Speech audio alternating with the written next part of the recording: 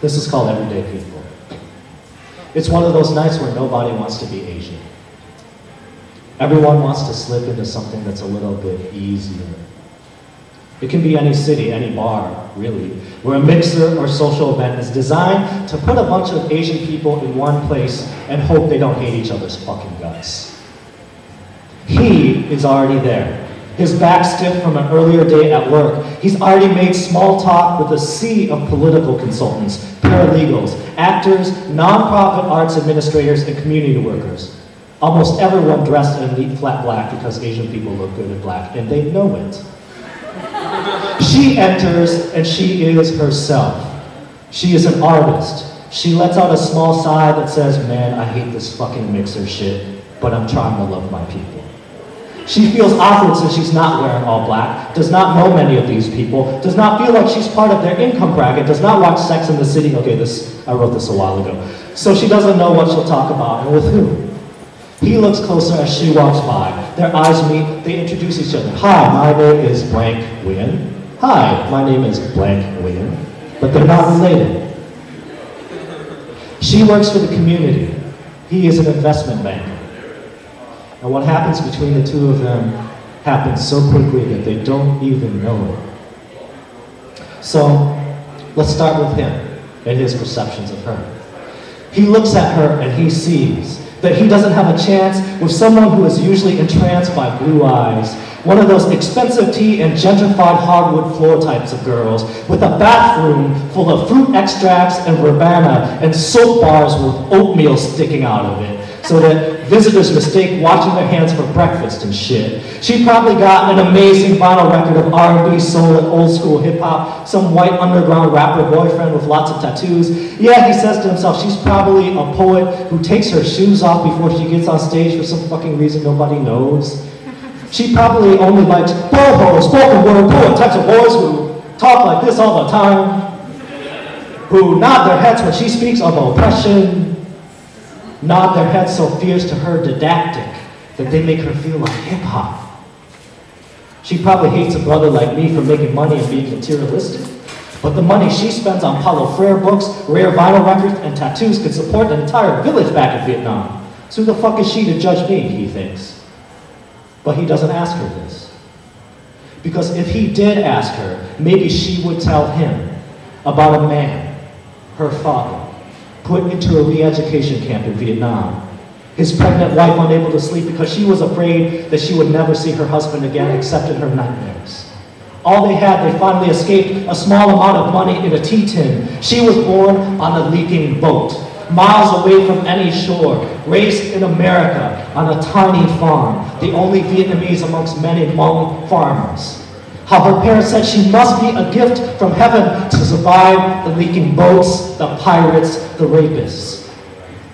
And so they treasured her, gave her everything, raw cucumbers, stories. They gave her everything they could, and she, for her parents, would secretly bury pennies in a corner, in the dirt, water those pennies every day to see if she could make money grow for her poor parents, a tree with spinning copper fruit.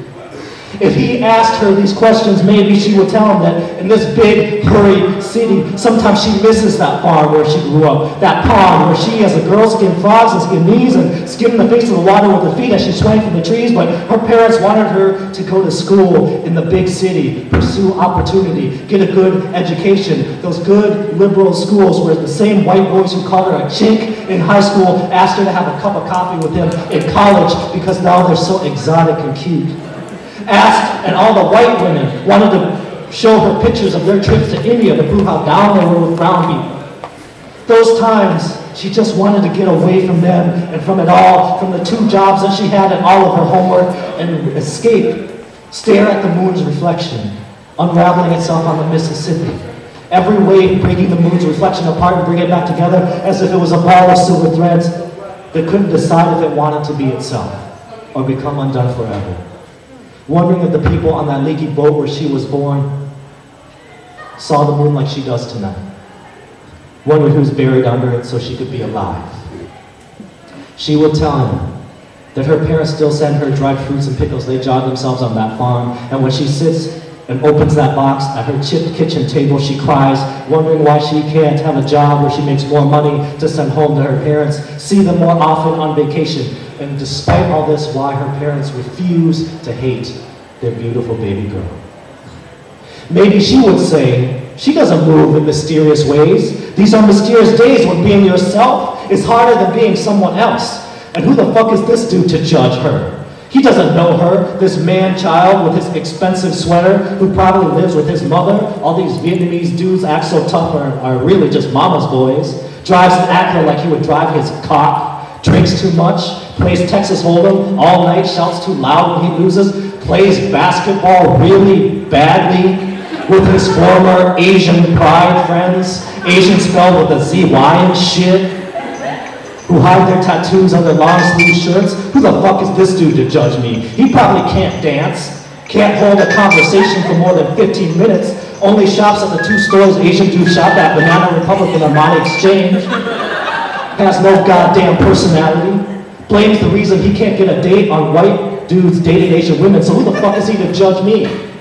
She says. But she doesn't ask him. Because if she asked him, maybe he would tell her that when he was a boy, his mother stepped on a landmine. It opened beneath her like a thirsty flower unfolding.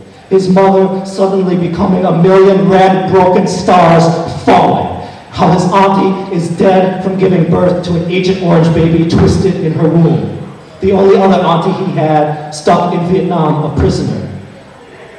His father in America spent days at the factory, saving money, sending it to auntie, doing paperwork, keeping appointments to try to get her to America. And after all those years, that paperwork and that money, how he brought auntie and the first thing that she did in the airport was spit in his face. Blamed him for leaving them back in Vietnam and living the good life in America as they starved. How he saw that spit hit his father's face and swore he would never want to see that look on his father's face again. That same look when his drunk uncle stumbled in to borrow money for liquor and gambling. How all the kids in the neighborhood laughed at him when they bought canned soup and macaroni with food stamps. Now, he was an investment banker, having a good job, making good money, living in a tiny apartment, sending all the money to his relatives in America and in Vietnam. Stopped hanging out with all his friends who kept asking him where all the money went. Sometimes he sits alone, holds his cold cell phone to his ear, pretends the silence on the other end is his mother. What would she sound like? Asking him if he had eaten. Was he taking good care of himself? Did you find a nice Vietnamese girl? How his father sat him down before he left for school and said, "Boy, you have my blood in me, which means you will never be beautiful, but you will always find a way to survive." He may have told her these things if she had asked. She may have listened if he would have let her.